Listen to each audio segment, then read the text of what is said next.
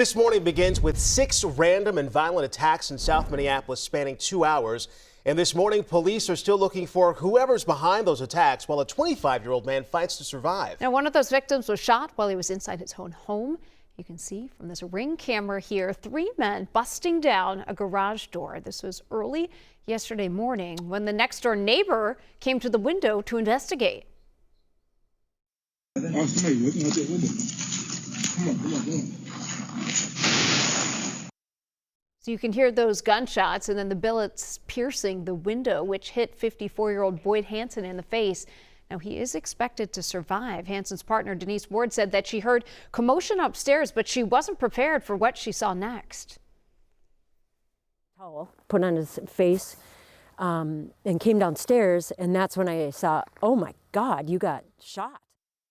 So the suspects then took off, pulling up to another house and breaking into another garage before driving off to commit even more crimes. Minneapolis Police Chief Brian O'Hara says the violent rampage has left him worried. It generates a lot more fear in the community when it's just random like this. And that's why it's so important that we identify these people. So anybody who has information, please provide it. So that crime spree comes just a few days after a group of kids attacked and carjacked a senior. 3 boys are now charged in that incident.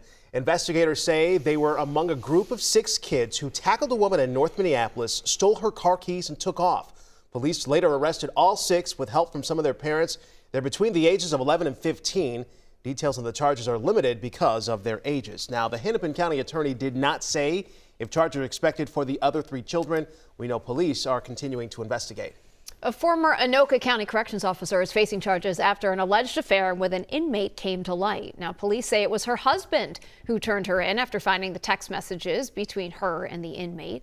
Charges say that she would meet up with the inmate while the inmate was on work release. Now, police claim they have these text messages and phone calls that confirm the relationship. She was placed on leave after the investigation began. Minnesota House Republicans say they want the federal government's help to crack down on fraud. GOP leaders sent a formal request to U.S. Attorney General Pam Bondi, urging the Department of Justice to launch an investigation into fraud and mismanagement. Specifically, they referred to the Feeding Our Future scheme that claimed to distribute money to school kids during the pandemic and 2 autism centers accused of billing bogus claims to Medicaid.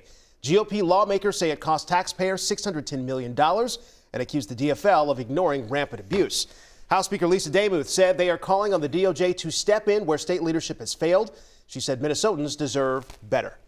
And happening today, Minnesota lawmakers are getting an update on the school's free school meals program. This pilot program last year served millions of meals when millions of dollars over budget to do just that. Pauline Lee joining us from the live desk this morning with a look ahead at today's hearing. Pauline? Hey, good morning, guys. Yeah, so this is going to be billed as an informational hearing. Lawmakers want to take a deeper dive into how the program is working. So we're expected to hear from district leaders, farm to school programs, parents, and local organizations. Let's break down the numbers for you. In Minnesota, there are 870,000 eligible K through 12 students. Each were served about 173 meals, which totals to 150 million meals combined between breakfast and lunch.